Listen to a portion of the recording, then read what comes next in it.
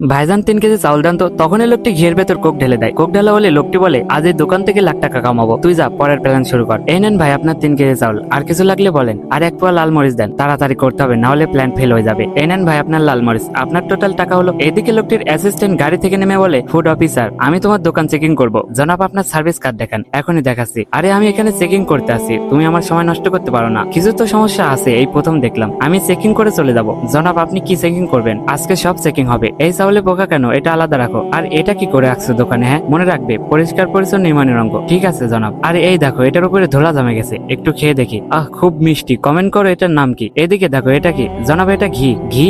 এটার নিচে তো কালাকে হারামখোর, এ তো মেয়াদ উত্তীর্ণ হয়ে গেছে। জনাব এটার তারিখ দেখেন, এখন অনেক দিন মেয়াদ আছে। আচ্ছা পাবলিককে বাসি মাল খাওয়াচ্ছিস, এখনই 5 লাখ টাকা জরিমানা করে দেবো। দাঁড়ান জনাব, লোকটি গরিব মানুষ, কিভাবে 5 লাখ টাকা দিবে? কিছু টাকা নিয়ে মামলা এখানে দফা রফা করেন। ঠিক আছে 1 লাখ টাকা দাও। জনাব আমার কাছে ক্যাশ টাকা নাই, ব্যাংক অ্যাকাউন্ট চলবে? চলবে না কেন, দৌড়বে। এই নেন আমার কিউআর কোড, স্ক্যান করেন। হয়ে গেছে। আরে 1 লাখ টাকা আসার বদলে উল্টা আমার 1 লাখ চলে গেছে। হারামখোর, আগেই বুঝেছি তুই আসল অফিসার নয়, নকল অফিসার। আসল অফিসার তো আমার বন্ধু ভাই, যাবো আমার ওস্তাদ, ওকে পরে দেখছি, প্রথমে তোরে পিটাই নেই।